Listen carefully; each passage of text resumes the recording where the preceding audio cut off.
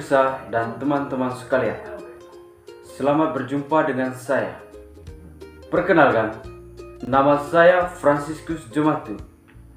Saya salah satu mahasiswa Universitas Katolik Indonesia Santo Paulus Rute dari program studi Pendidikan Guru Sekolah Dasar atau PGSD.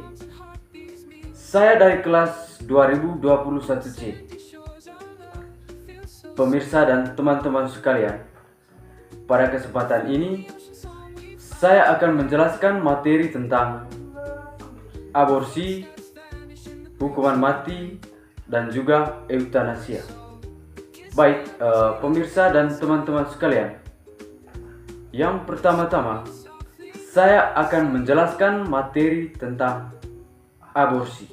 Oke, baik. Jadi menurut Ralph Benson, aborsi adalah tindakan menghentikan kehamilan sebelum janin dapat dihidup.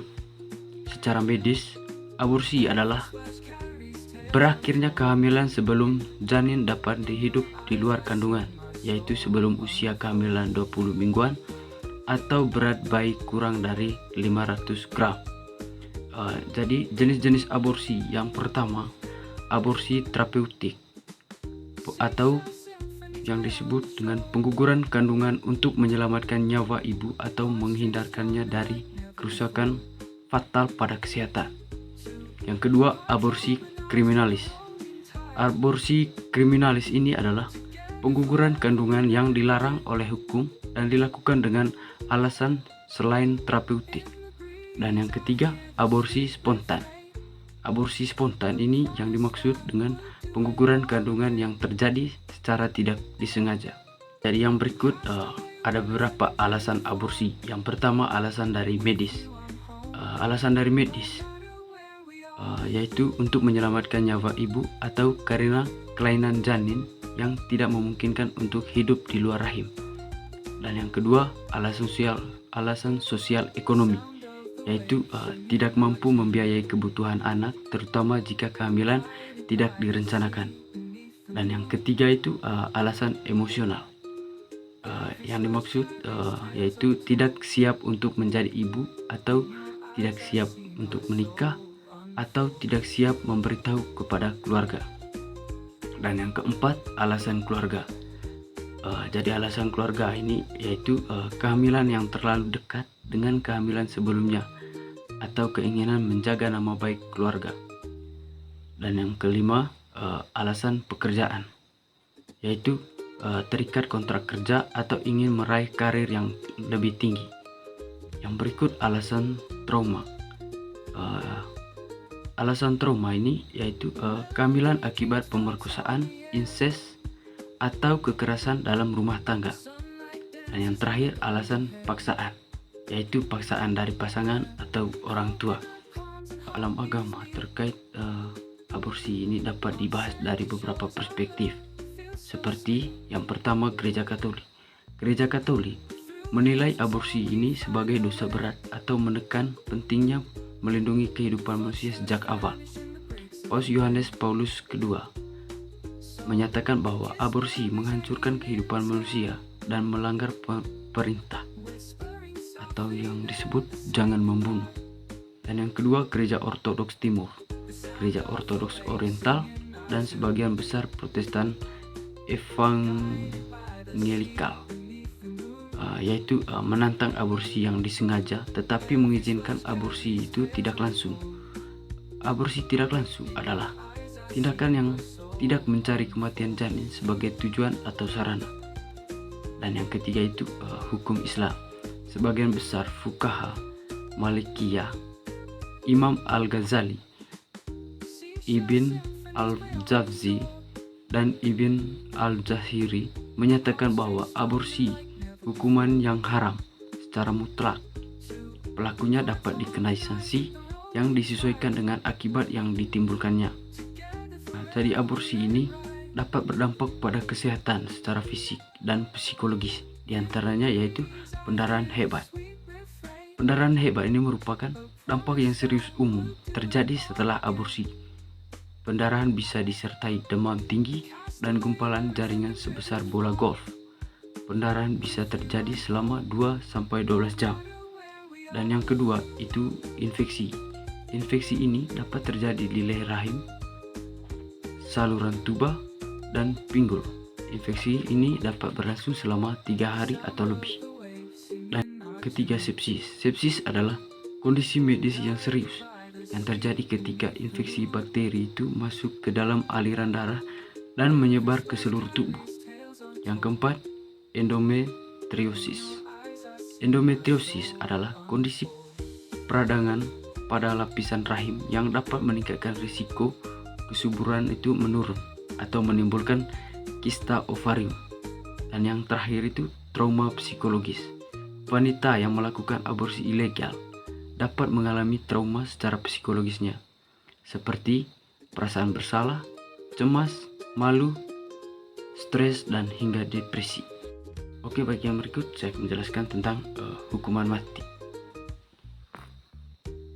Hukuman mati adalah kebijakan hukum yang menjatuhkan hukuman kepada pelaku kejahatan serius dengan cara membunuh, menembak, atau menggantung. Hukuman ini dianggap dapat mencegah kejahatan dan melindungi kepentingan perorangan. Tujuan dari hukuman mati ini adalah hukuman mati ini memiliki beberapa tujuan, diantaranya efek jera. Hukuman mati ini dapat menjadi efek jera bagi calon pelaku kejahatan. Yang kedua, perlindungan masyarakat. Hukuman mati dapat melindungi masyarakat dari pelaku kejahatan yang berbahaya. Dan yang kedua, keadilan dan kesetaraan. Hukuman mati ini dapat dianggap sebagai bentuk keadilan dan kesetaraan dalam sistem peradilan. Dan yang berikut, rehabilitas tidak mungkin. Hukuman mati ini dapat menjadi pilihan jika rehabilitas itu perlu kejahatan dianggap tidak mungkin. Dari aspek hukum, hukuman mati ini memiliki beberapa aspek, diantaranya yang pertama, hak asasi manusia atau yang disebut dengan HAM. Beberapa pihak berpendapat bahwa hukuman mati ini melanggar hak hidup dan hak-hak asasi lain, seperti hak untuk tidak disiksa atau diperlakukan kejam dan tidak manusiawi. Yang kedua, pelaksanaan.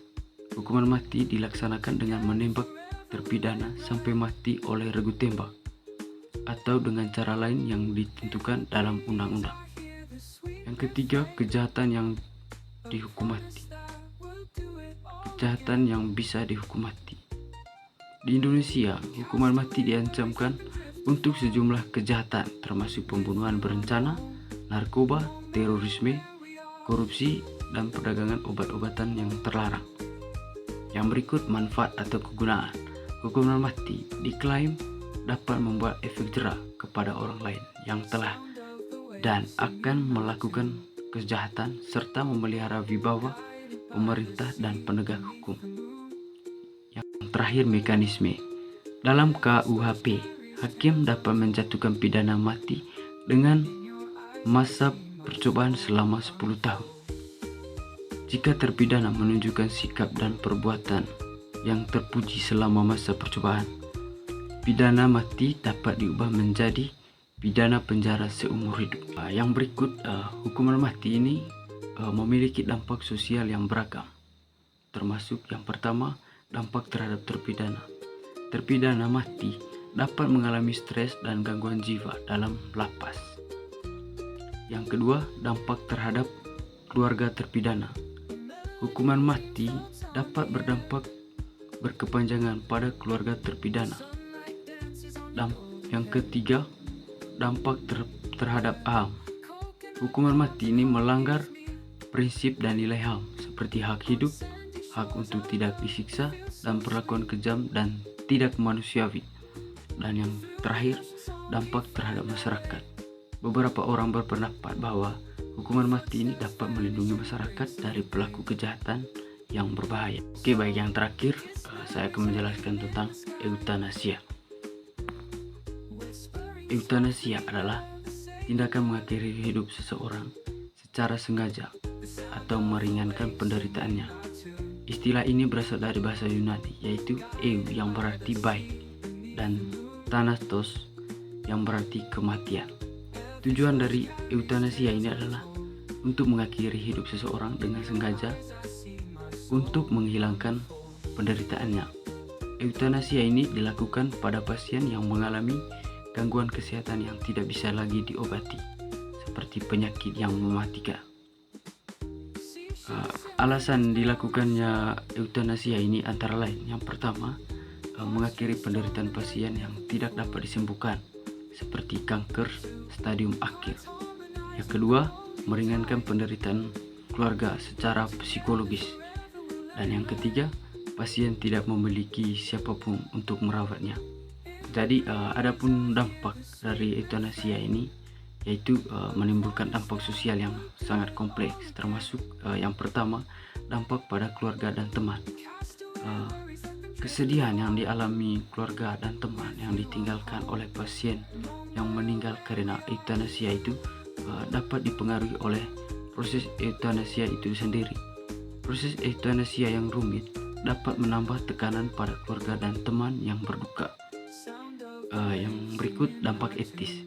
Eutanasia merupakan prosedur yang secara etis tergolong rumit dan kompleks.